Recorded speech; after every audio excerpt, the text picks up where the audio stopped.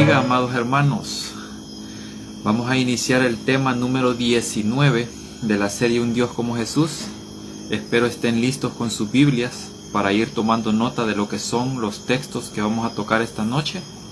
Así que vamos a entrar en oración para ponernos en las manos del Señor y que sea Él pues quien nos instruya y nos dirija en este tema.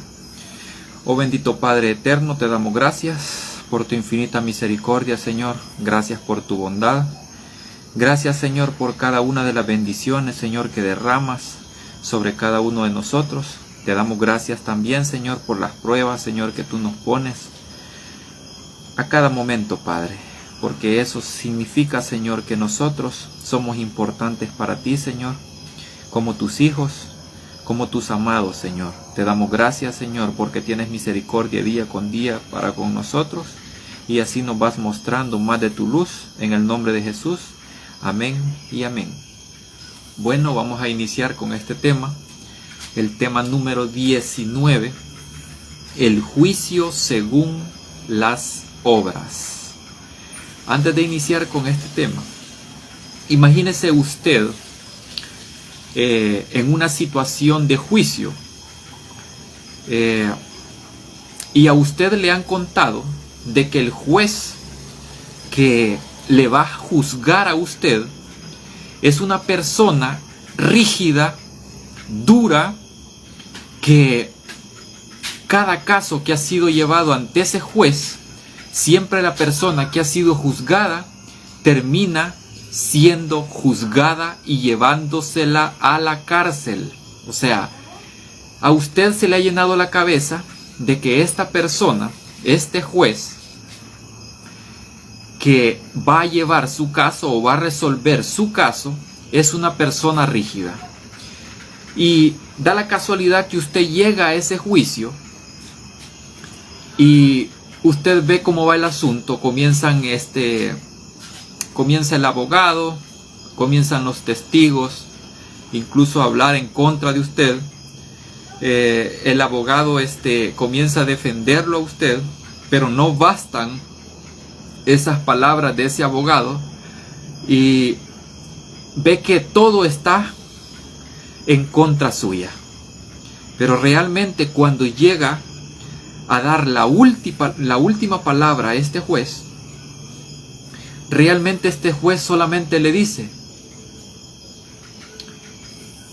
tú eres justo, no te condeno. Al igual como Jesús le dijo a aquella mujer que iba a ser apedreada: ni yo te condeno. Realmente, hermanos míos, se nos ha metido en la cabeza a que le tengamos miedo al juicio que viene sobre esta tierra. Pero realmente deberíamos de temerle. Deberíamos de temerle al juicio, o más bien alegrarnos porque ese juicio viene. La Biblia dice que al hombre le ha sido dado morir una sola vez y después el juicio. Pero deberíamos temer a ese juicio. Vamos a entrar a lo que es este tema. Vamos a ir a la pregunta número 1. ¿Crees que el juicio es una mala noticia? ¿Alguna vez se ha preguntado usted, hablando del juicio que se va a llevar a cabo al final de los tiempos, ¿considera usted que esto es una mala noticia para usted? Vamos a ir a Romanos 2:16. Romanos capítulo 2, versículo 16.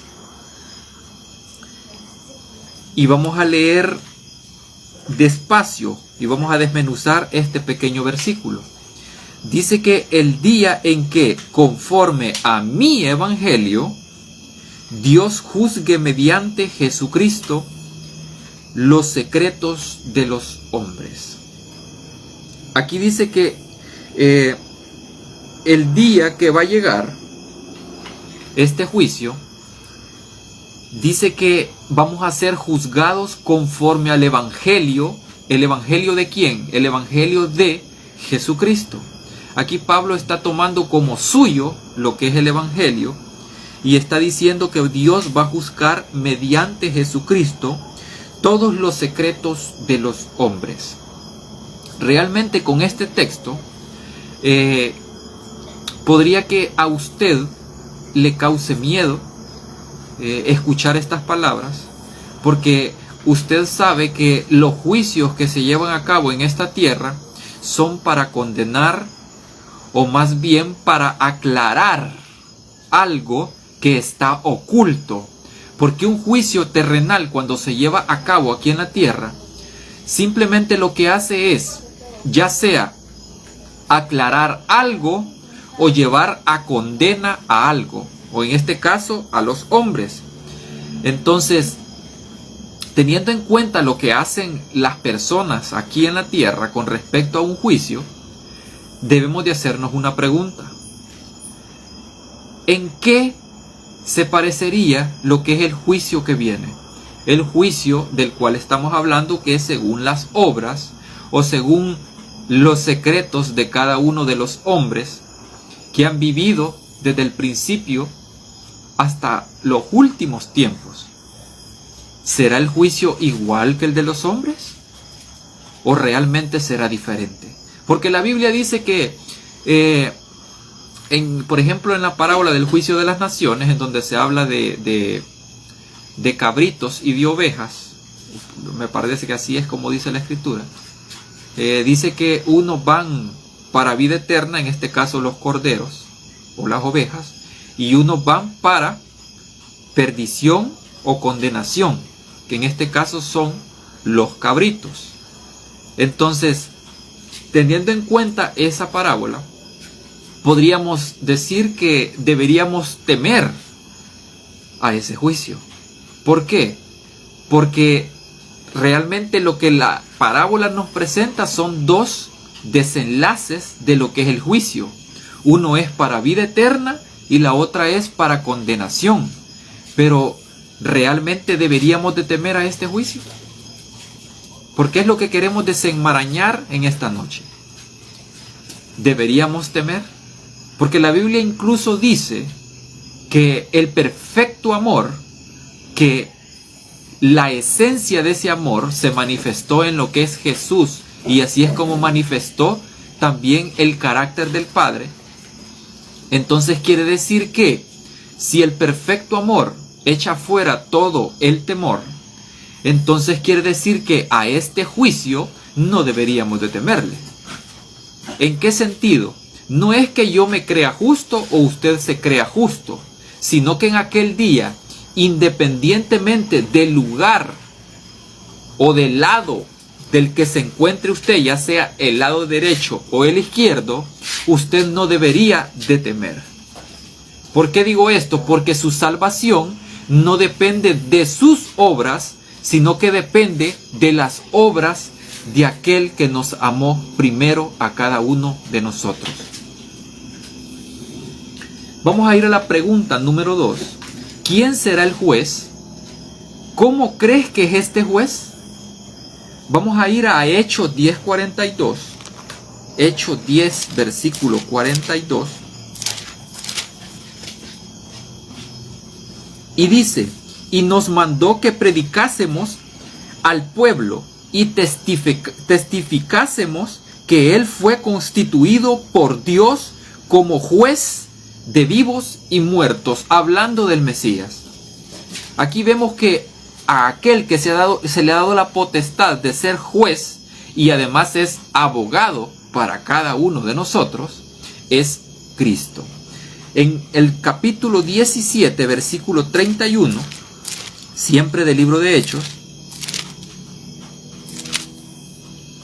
dice de esta manera: por cuanto ha establecido un día en el cual juzgará al mundo con justicia, esto hablando de lo que es el día final, por medio de aquel hombre que Él ha designado. O sea, no designó el Padre a cualquier hombre, sino que designó al segundo Adán, al Redentor, al que nos amó primero. Designó no a un hombre que prácticamente tenía que incluso sacrificar corderos por sus propios pecados, sino que designó a alguien mucho mejor para que fuera juez en aquel día. Noten lo que dice el 31. Por cuanto ha establecido un día en el cual juzgará al mundo con justicia, por medio de aquel hombre que él ha designado, dando a todos una garantía al resucitarlo de entre los muertos. Aquí hay algo bien importante. Dice que él va a juzgar al mundo con justicia. Ahora bien, si yo le pregunto a usted, los juicios de los hombres, en este caso los juicios que se llevan a cabo en un tribunal acá en la tierra, ¿son juicios justos o injustos? Dese usted la respuesta. Pero acá la palabra me está diciendo que él, o sea Jesús, él sí va a juzgar con justicia. Y si él es el que va a juzgar con justicia, entonces quiere decir que su juicio es justo. Y realmente lo que busca en el juicio no es en realidad el que usted le tema más de lo que muchas personas consideran que deben de temerle al Señor. Porque la palabra temer en el hebreo no significa tener miedo, así como conocemos ese concepto nosotros. Es como cuando usted ve una película de terror cualquiera y usted teme a lo que ve ahí. El concepto de temer en la Biblia es muy diferente a lo que nosotros conocemos. Significa respeto. Significa que tenemos que, ¿cómo le explico? Es como considerar a alguien o aquel que usted considera Dios, a alguien como justo, como considerar justo y recto. Eso significa tener miedo o temer al Señor. Eso es lo que significa. Entonces, hay algo bien interesante en el versículo 31 también, que dice que a nosotros se nos da la garantía al resucitarlo de entre los muertos. O sea, tenemos a un abogado que es Cristo y tenemos a un juez que no es cualquier juez, sino que es Cristo también, y que además de eso nos da garantía porque Él resucitó de entre los muertos y es el que lleva a juicio tanto a vivos como a muertos. Y realmente aquí deberíamos de hacernos la pregunta, porque realmente toda aquella persona que no tenga a Cristo en su corazón, hemos estudiado en temas anteriores que prácticamente es una persona perdida y una persona muerta. ¿En qué sentido? Porque Jesús dijo que sin Él nada podemos hacer. O sea que aunque usted prácticamente sienta que está viviendo correctamente, pero si no tiene a Jesús en su corazón, y más bien tiene a otro Dios en su corazón, quiere decir que usted está en tinieblas o está en el sepulcro, está muerto. Porque realmente la palabra que aquí está mencionando cuando dice que en donde dice por medio de aquel hombre que Él ha designado, dando a todos una garantía al resucitarlo de entre los muertos. Noten que aquí, en ese juicio que va a venir al final de los tiempos, la misma Biblia dice que va a juzgar a vivos y a muertos. ¿A qué se le llama vivos en la Biblia entonces cuando se refiere a ese día del juicio? Es muy sencillo. Cuando habla de vivos, son aquellos que tuvieron el privilegio de conocer al Señor en esta travesía, en este éxodo. Esos son los vivos. Pero aquellos que no lo conocieron, que no quisieron abrir su corazón para que pudiera entrar en ellos ese perfecto amor, estas personas son los llamados muertos en ese juicio. Pero realmente, ¿qué es lo que quiere lograr Jesús con este juicio? Si realmente nosotros nos preguntáramos, bueno, la Biblia dice que la paga del pecado es muerte. Entonces, mi juicio es morir porque yo pequé. Entonces, si mi juicio es morir, entonces ¿para qué me va a hacer otro juicio el Señor? O sea, pareciera como que fuera descabellado este asunto, porque realmente debemos de ponernos a pensar en qué es lo que quiere lograr con este juicio el Señor. Porque también lo voy a llevar a pensar en un momento de la historia en donde hubieron personas que fueron quemadas por fuego que los consumió. En este caso, la gente de Sodoma y Gomorra. La pregunta es, si aquí dice que Él va a juzgar tanto a vivos como a muertos, estas personas que fuego descendió del cielo y los consumió en ese tiempo, quiere decir que en aquel momento van a volver a resucitar. Pero la pregunta es, ¿para qué? Si el juicio ellos ya lo recibieron, ¿para qué lo va a resucitar el Señor?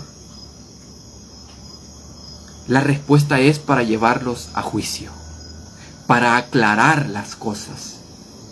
Cuando se aclaren estas cosas, y es donde el Señor va a hacer su obra extraña, que así le llama en la Biblia, este concepto así se le llama, la obra extraña del Señor. Van a haber muchas, pero muchas sorpresas en ese juicio.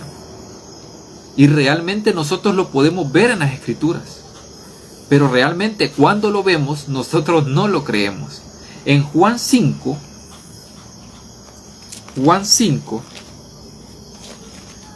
Juan capítulo 5,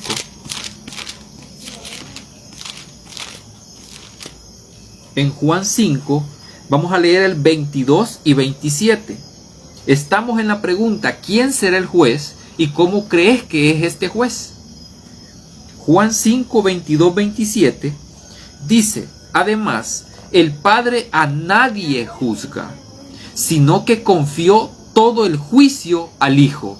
Yo quiero detenerme un momentito aquí en este texto, porque dice que el Padre a nadie juzga.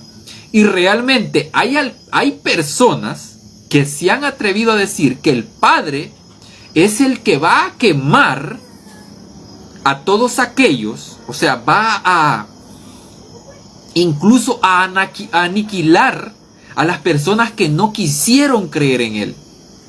O sea, hay personas que se han atrevido a decir eso en sus sermones o en sus prédicas en las calles. Y se han atrevido a decir que el Padre va a quemar en aquel gran día a todos aquellos que no quisieron creer en Él. Pero aquí Juan 5, 22 me está diciendo que el Padre a nadie juzga. Y la pregunta que debemos de hacernos es, si el Padre no juzga y el Hijo dijo que el Padre y Él son uno, entonces el Hijo tampoco juzga, aunque a Él se le haya conferido todo el poder del juicio en el día final. Entonces, si Jesús lleva a cabo este juicio, ¿qué es lo que va a hacer Jesús con todos los pecadores de la tierra? Porque no hay ningún justo, ni aun uno, como dice Pablo. No hay bueno, no hay quien entienda, no hay quien busque el bien. Todos se desviaron a una, dice Pablo. Entonces, si en aquel día el Señor nos lleva a juicio, va a ser para algo mucho más espléndido y perfecto que cualquier cosa que nos podríamos imaginar sobre la tierra con respecto al juicio. Es algo mucho más glorioso lo que va a lograr Jesús en el juicio. En el versículo 27 dice, además le dio autoridad de hacer juicio porque es el Hijo del Hombre. Imagínense que a Adán en aquel tiempo se le dio autoridad sobre los animales que prácticamente habitaban en el Edén. e incluso le dio la autoridad del Señor de ponerles un nombre a cada uno de ellos. Y fíjense qué casualidad de que Jesús va a hacer casi lo mismo, solo que esta vez, y prácticamente, o sea, una persona que está muerta en delitos y pecados, prácticamente la Biblia lo compara con un animal, y realmente Él está sobre esta humanidad y Él va a juzgar. Él está con autoridad de hacer juicio contra todas estas personas, incluso también conmigo. Y lo interesante, comparándolo con Adán, es que se le dio autoridad sobre todos los animales y a Jesús se le dio autoridad sobre todos los humanos para llevarlos a juicio. Esto es bien interesante. ¿Y qué creen? En Apocalipsis dice que a cada uno de nosotros se nos va a dar una piedrecita con un nombre escrito en ella que solo nosotros vamos a conocer y que es nuestro nombre, con el cual el Padre de todos nosotros nos conoce a nosotros. Solo imagínense la similitud que tiene Adán con Jesús.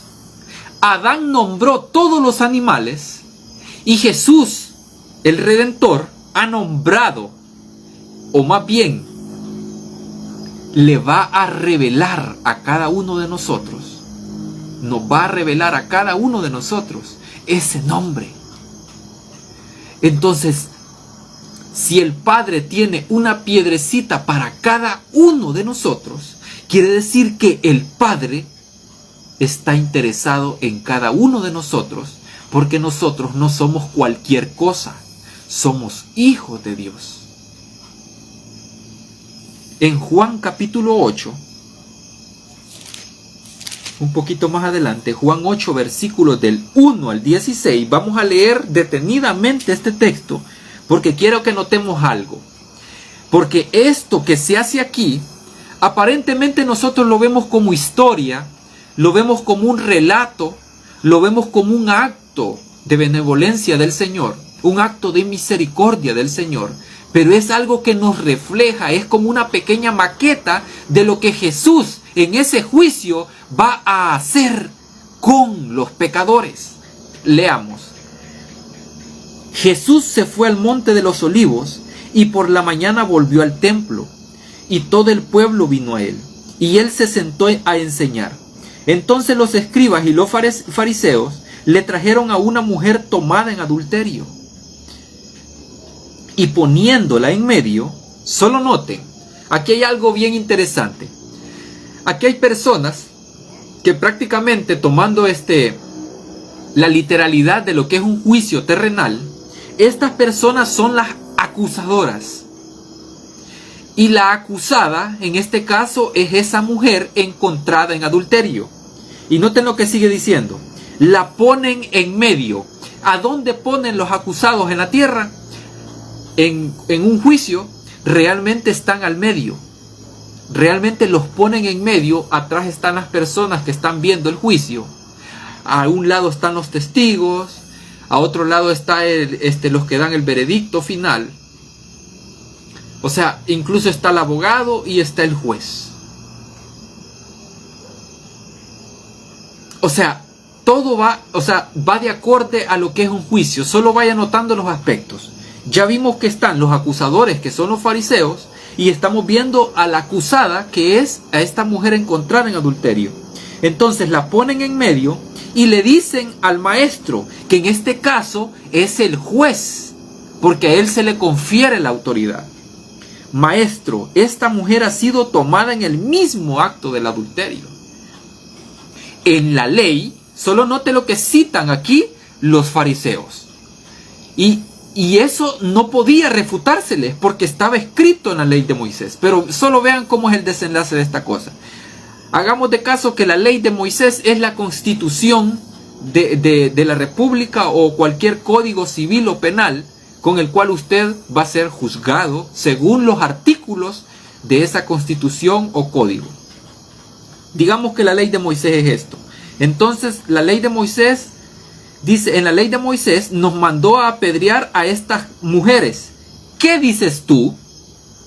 O sea, las personas que acusan están diciendo que en la ley dice que a estas personas así tienen que apedreárseles.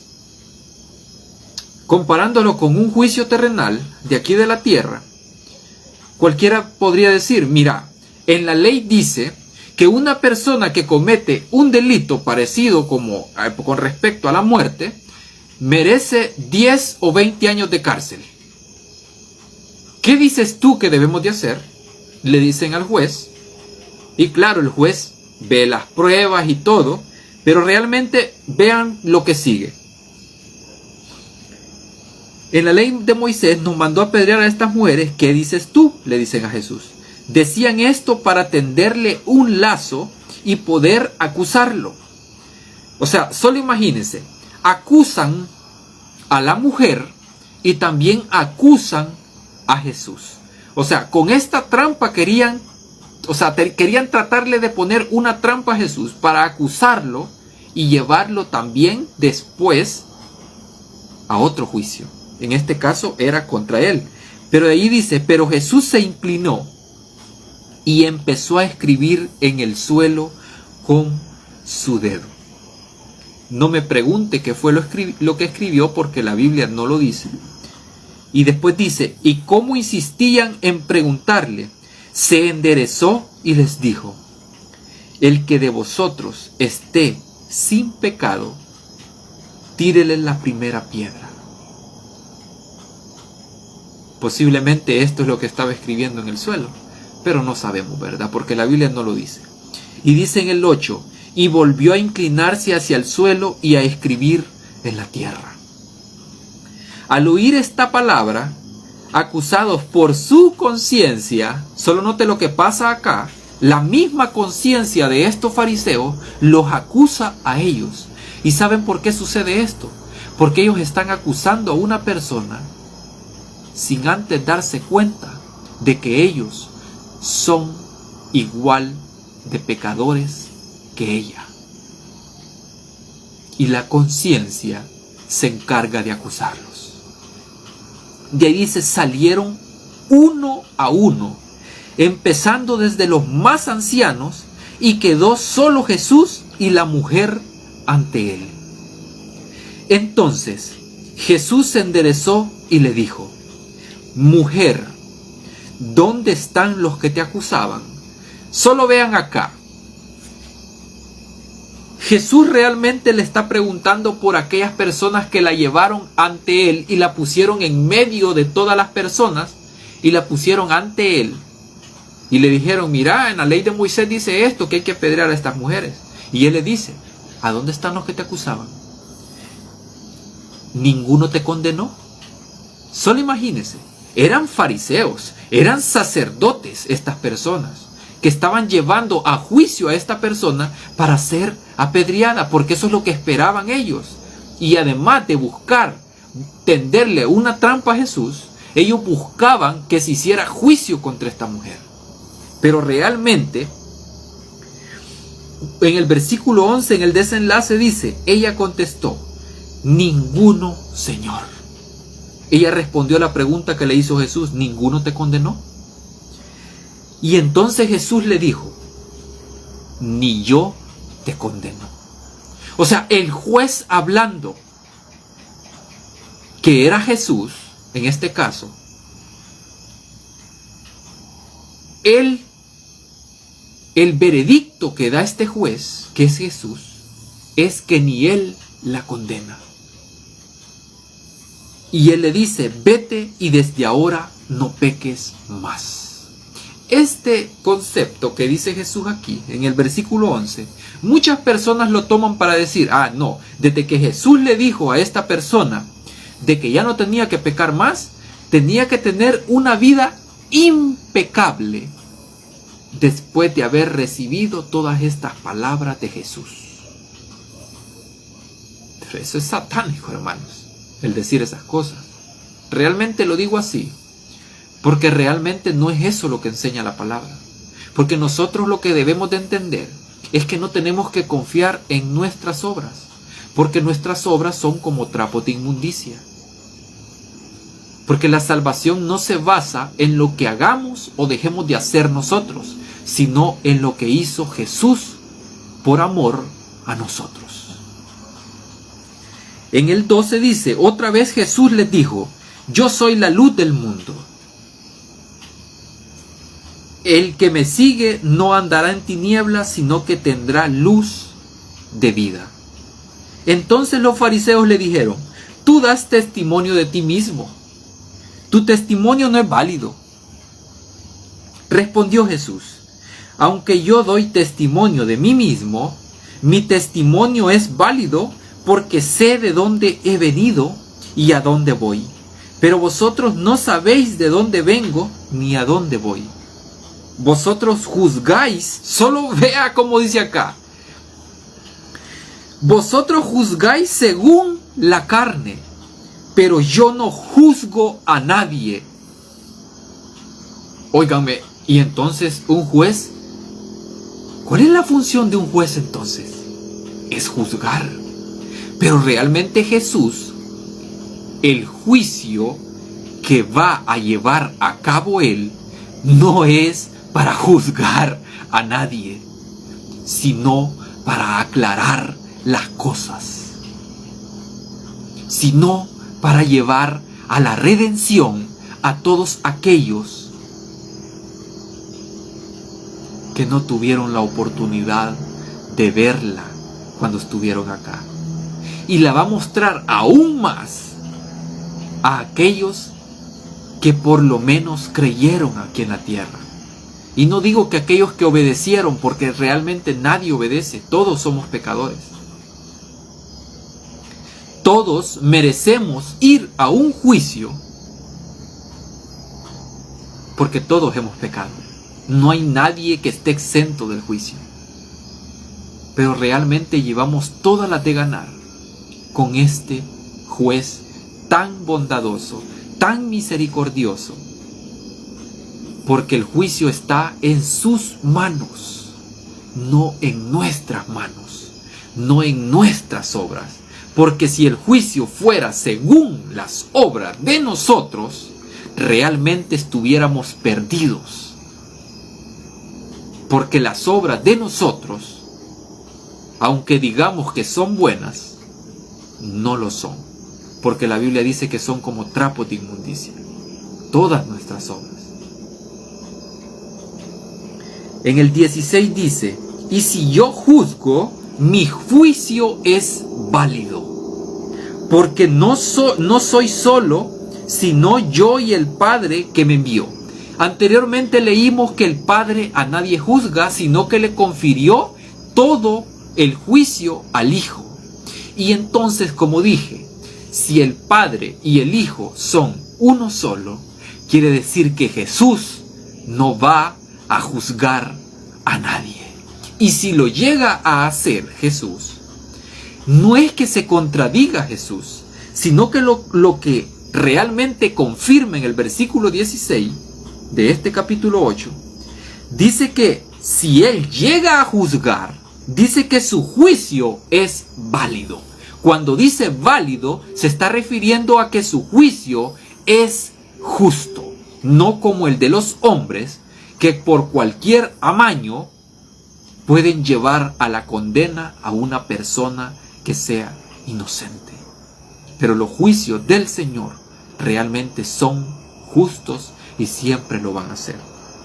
Entonces acabamos de leer en este capítulo 8 un desenlace de un juicio que se llevó a cabo cuando Jesús estuvo aquí en la tierra. Realmente cada uno de nosotros tal vez no lo vea así, pero realmente lo invito a que usted vea por su propia vista los elementos que están ahí y se va a dar cuenta que en ese capítulo 8 de Juan está llevándose a cabo un veredicto contra un pecador. Está ahí el juez, están los acusadores, está el acusado, está el código penal, que es la ley de Moisés, y prácticamente está el abogado también. ¿Y saben quién es el abogado? También es Jesús, quien termina defendiendo y llevando a cabo el juicio con un veredicto diciéndole a aquella mujer: ni yo te condeno. Porque los juicios del Señor no son como los de los hombres, que juzgan según la carne, sino que Jesús juzga, como dice en el versículo 15: vosotros juzgáis según la carne, pero yo no juzgo a nadie. ¿Y saben por qué el Señor dice estas palabras? Porque Él sabe la magnitud del pecado. Él conoce cómo es de destructivo el pecado. Y eso lo podemos ver nosotros a nuestro alrededor cuando vemos a personas morir, cuando vemos a borrachos en las calles, a las cuales nosotros juzgamos, y sin el derecho, porque nosotros no hemos estado en su lugar.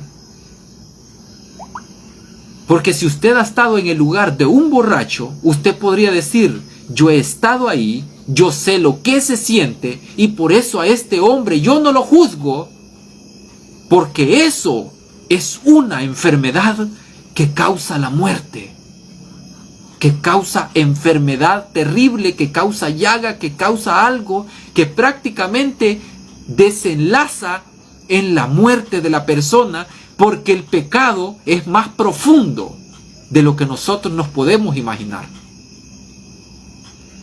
Por eso es que el Señor dice que a nadie juzga. O sea, el hombre puede juzgar según la carne. Aquí en la tierra usted lo puede juzgar, aún siendo inocente. Usted puede ir a pagar 20, 30, 40 años a la cárcel, aún siendo justo o aún siendo una persona que no ha cometido ningún delito, porque las personas van a juzgar según la carne. Pero Jesús no juzga según la carne, sino que Él juzga según el Espíritu. Vamos a ir a Hebreos capítulo 4. Hebreos capítulo 4. Hebreos capítulo 4, y vamos a leer el versículo 15 al 16. Y noten lo que dice: porque no tenemos un sumo sacerdote que no pueda compadecerse de nuestras debilidades. Solo note la confianza que nos dan estas palabras, que en aquel día nosotros no tenemos que temer al juicio. Porque no, o sea, el caso está decidido. El caso está en las manos del Señor. El caso está en las manos de ese sumo sacerdote que, solo imagínense cómo dice, lo voy a leer de nuevo. Siendo que tenemos un gran sumo sacerdote que no puede, dice, porque no tenemos un sumo sacerdote, perdón, estaba leyendo el 14. Porque no tenemos un sumo sacerdote que no pueda compadecerse de nuestras debilidades, sino uno que fue tentado en todo según nuestra semejanza, pero sin pecado. Por eso es que Él a nadie juzga, porque Él conoce todas estas cosas, porque Él la vino a vivir aquí a la tierra, aunque sin pecado. Y después dice en el 16, note la confianza que nos debe de dar este versículo. Acerquémonos pues confiadamente al trono de la gracia, para alcanzar misericordia y hallar gracia para el oportuno socorro. ¿Por qué oportuno socorro? Porque nosotros a diario estamos en peligro de caer en pecado. Por eso tenemos que acercarnos hasta el trono de la gracia para tener confianza, no en lo que nosotros podemos hacer, sino en lo que Cristo pudo hacer. Cuando nosotros llegamos a entender esto, nos damos cuenta de que la confianza que tenemos ya no está puesta ni siquiera en la congregación o denominación en la que usted se encuentre, sino que está puesta solamente en las manos de Jesús, que es donde está su juicio y también está la misericordia, la bondad, la clemencia. O sea, esto, hermanos, nos da plena confianza a nosotros. Si ya vimos quién es el juez y también vemos cómo es este juez, que es Jesús, ahora pasemos a la pregunta número 3. ¿Crees que el juicio podría condenarnos? Vamos a ir a Primera de Juan capítulo 2. Primera de Juan capítulo 2.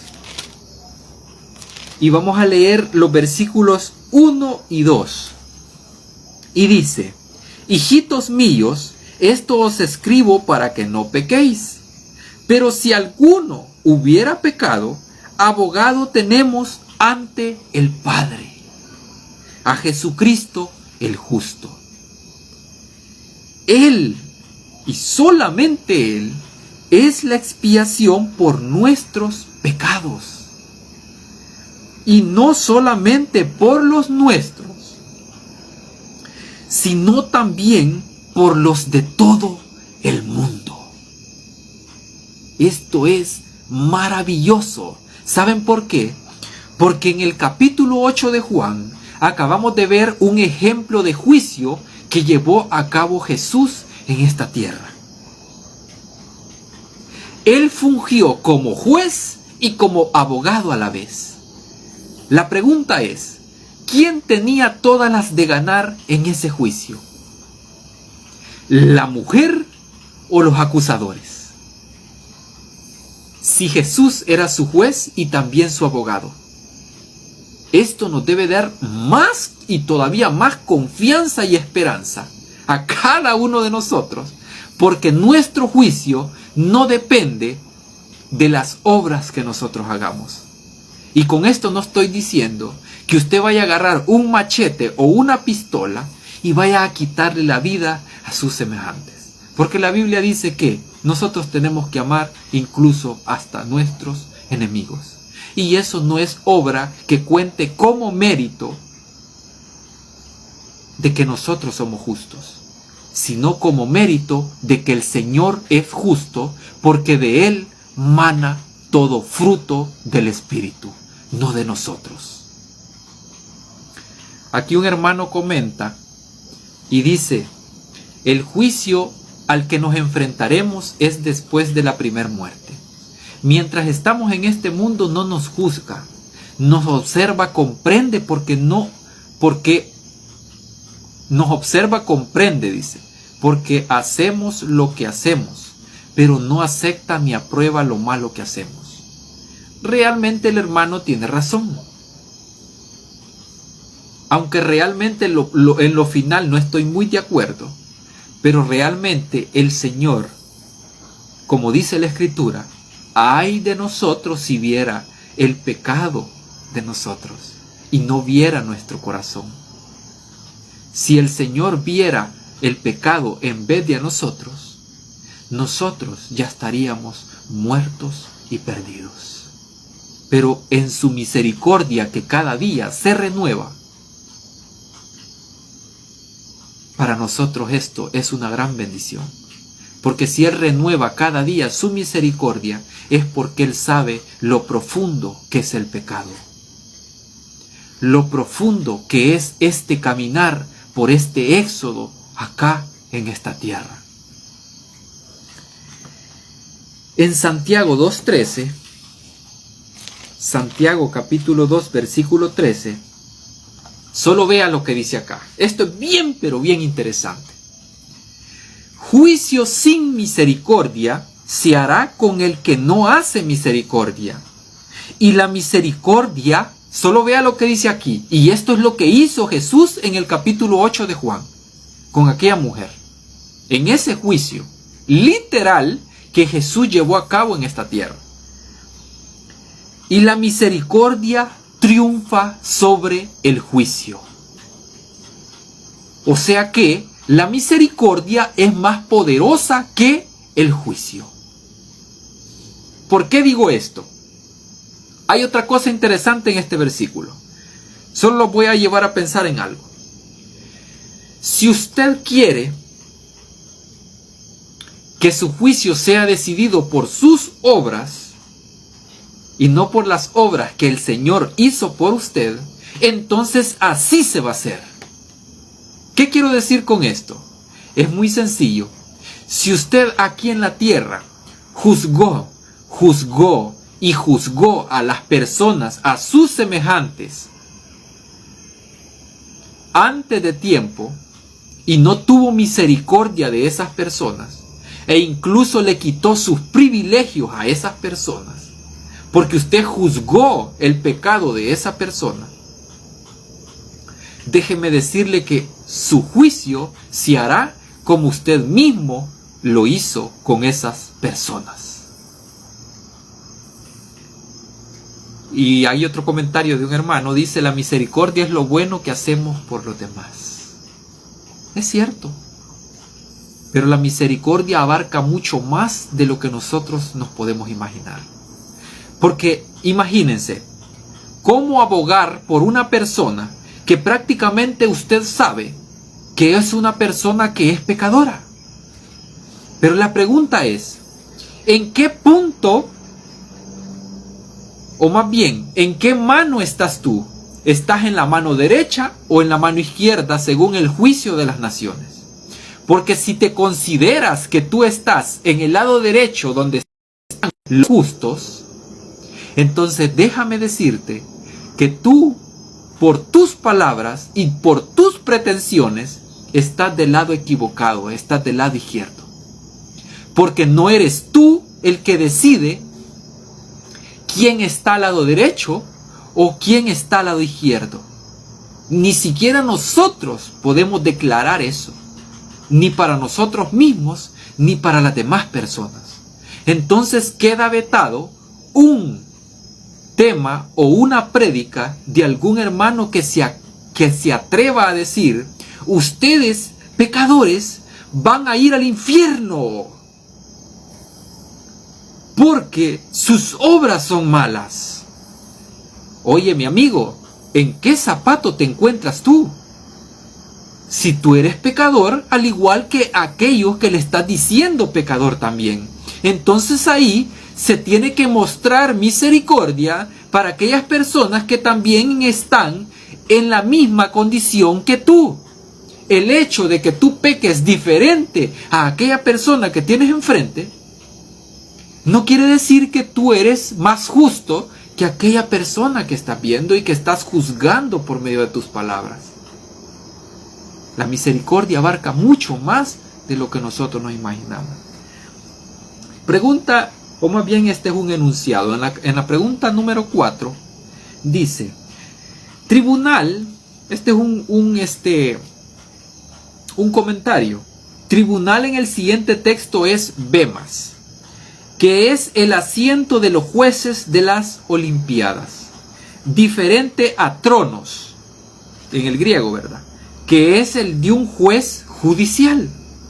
La expresión bueno, ágatos, y malo, faulos, son las palabras para definir el buen desempeño o una falta, faul, que incluso creo que así se dice en inglés también. No es un calificativo moral.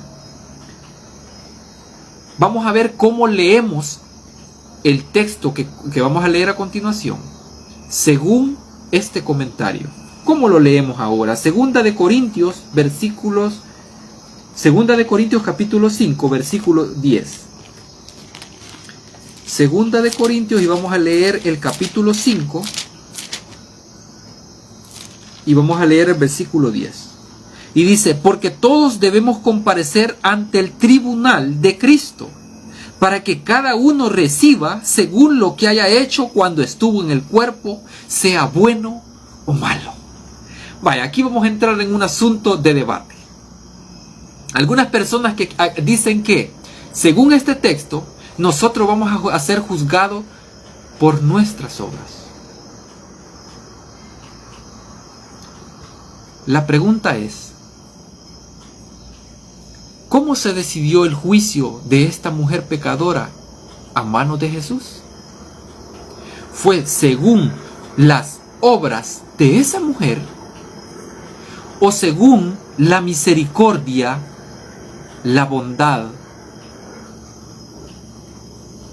o la justicia de Cristo.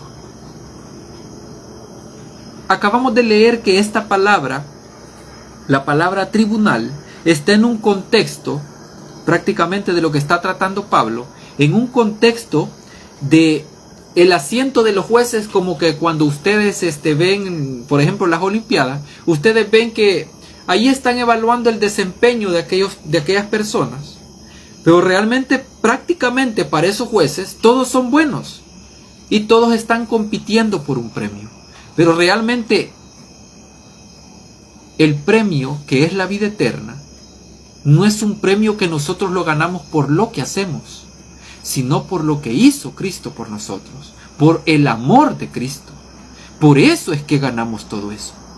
Pero realmente nosotros nos equivocamos cuando pensamos que nuestras obras son las que nos llevan a ganar ese premio. Realmente, la ganancia de ese premio es como el reflejo que nosotros hacemos cuando hacemos prácticamente alguna obra buena, en cierto sentido, o entre comillas. ¿Por qué lo digo así? Porque si dependiese de nosotros el hacer obras buenas, nosotros haríamos todo el tiempo obras malas. ¿Por qué digo esto? Porque no depende de nosotros el hacer obras buenas, sino que depende del Señor. Porque como dije anteriormente, los frutos del Espíritu manan de Él. Él es la esencia, Él es el árbol de donde dependen todos estos frutos que nosotros prácticamente llevamos a cabo acá en esta tierra cuando hacemos alguna obra buena. Número 5. La palabra corona. Esto es bien interesante también. La palabra corona en estos textos no es diadema, que viene de realeza, o sea, algo que, meritorio, ¿verdad? Algo que, alguien quien merece la corona, eso significa cuando entra en contexto de diadema lo que es la Biblia. Sino estéfanos, la corona trenzada de las Olimpiadas. ¿En qué consiste esta corona? Vamos a ir a 1 Corintios 9 y vamos a leer los versículos 24 y 25. 1 Corintios 9 y vamos a leer los versículos 24 y 25 y dice: ¿no sabéis que los que corren en el estadio, solo noten la figura que está tomando Pablo acá para referirse a lo que es la lucha que nosotros tenemos aquí en este Éxodo? Dice: ¿no sabéis que los que corren en el estadio, refiriéndose a los que participaban en esa clase de eventos, todos corren, pero solo uno lleva el premio? Corred de tal manera que lo obtengáis. Todo atleta se abstiene de todo, ellos para recibir una corona corruptible, pero nosotros una incorruptible. Y es bien interesante que la corona que se les ponía a estas personas cuando ganaban ese premio era una corona de laurel o una corona de olivo. Y me llama mucho la atención porque el árbol de olivo tiene mucho significado en lo que es las Escrituras. Y me llama la atención también algo muy interesante en el versículo 24. Dice: ¿no sabéis que los que corren en el estadio, todos corren, pero solo uno lleva el premio? A mí me llama la atención esto porque realmente nosotros a veces queremos tomar eso como grupal. O sea, en el sentido de que lo que yo hago tiene que hacerlo el otro, porque si no lo hace, está perdido.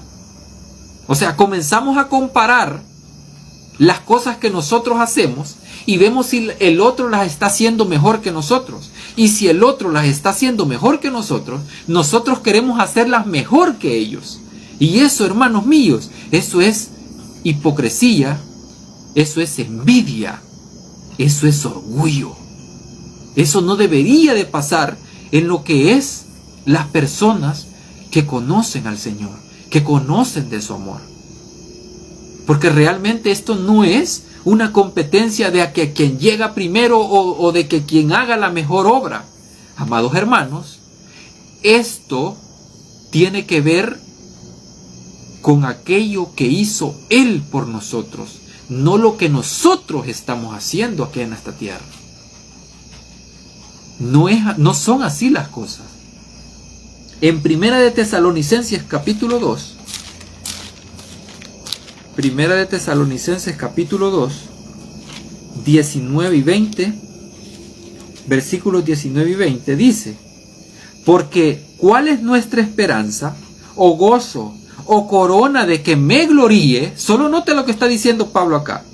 ¿No sois vosotros ante nuestro Señor Jesucristo en su venida?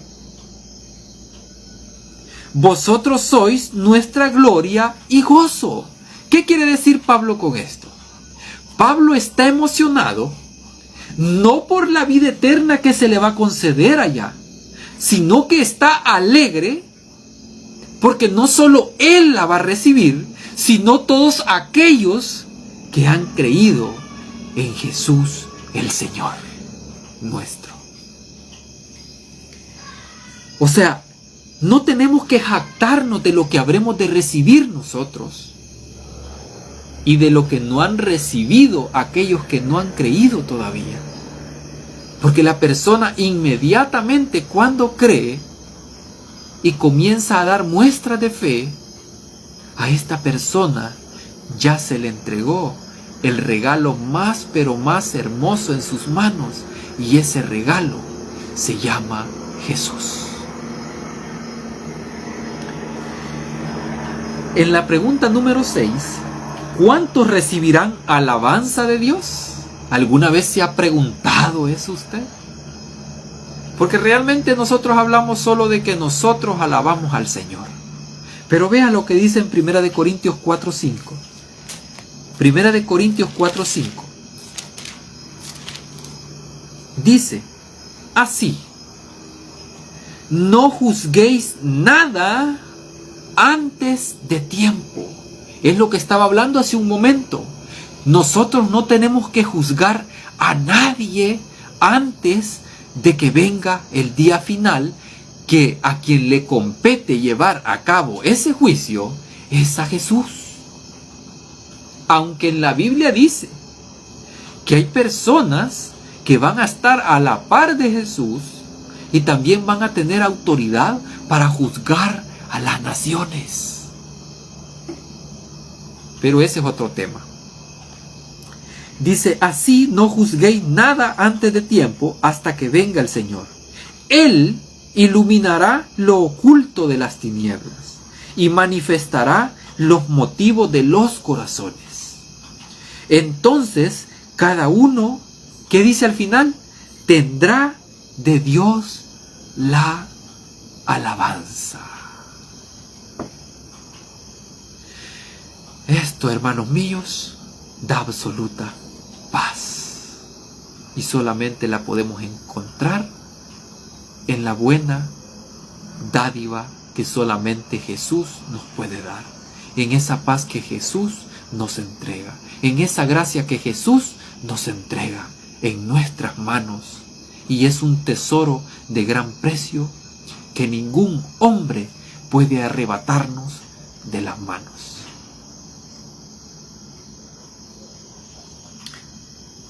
Para finalizar, hermanos míos, piense por un momento en lo que es la historia de José como figura de Cristo. O sea, usted compare lo que hizo José con Cristo, incluso en el capítulo 8 que leímos, en Juan capítulo 8. Lean el juicio de José sobre sus hermanos. Y la pregunta para ustedes va a ser, ¿crees que era para condenarlos? ¿Creen ustedes que era para condenar a sus hermanos este juicio? Solo lean el capítulo 44 y el capítulo 45 de Génesis y se van a dar cuenta para qué llevó a cabo ese juicio José. y compáranlo con el juicio que llevó a cabo Jesús en el capítulo 8 de Juan. Hasta acá los dejo, amados hermanos. Espero que este mensaje haya sido de mucha esperanza, de mucha paz en el Señor para usted y su familia. Lo invito a estudiar más con profundidad las Escrituras. Lea más y más y más los Evangelios para que conozca más de Jesús. Y luego, cuando haya conocido más de Jesús, entonces dedíquese a leer lo que es las Escrituras y a encontrar a Jesús en ellas. Esto ha sido todo. Vamos a orar para que quedemos pues en paz con el Señor. Oh bendito Padre eterno, te damos gracias por esa confianza, Señor, que nos entregas a cada uno de nosotros, Señor, en nuestras manos, Señor. Gracias, Señor, por esa misericordia, Señor, por esa bondad que nos entrega, Señor, con cada mensaje, Señor, que tú nos das a través de, Señor, de estas palabras, de estas letras que están escritos en estos libros, Señor, de estas escrituras, Señor, porque son palabras, Señor, que dan testimonio de ti, Señor, y de tu vida eterna, Padre. Gracias, Señor, por enviar a tu Hijo, Señor, a dar a conocer tu buen carácter, tu excelente carácter, Señor. Gracias, Señor, por darnos a entender este mensaje, y gracias también por darnos, o más bien por tomarnos como hijos, Señor, aunque nosotros no lo merezcamos, Padre. Gracias te damos en el nombre de Jesús. Amén y amén. Bueno, amados hermanos, pasen muy buenas noches y salúdenme a cada uno de sus familiares. Que la paz del Señor y la gracia del Señor Jesucristo sea con todos ustedes.